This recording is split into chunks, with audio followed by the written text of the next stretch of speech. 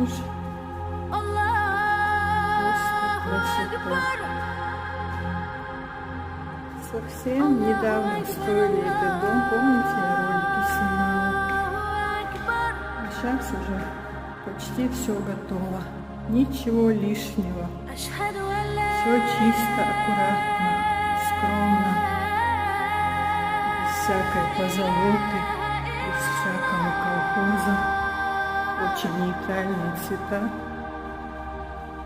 Во втором этаже вот такая комната с душевой выглядит.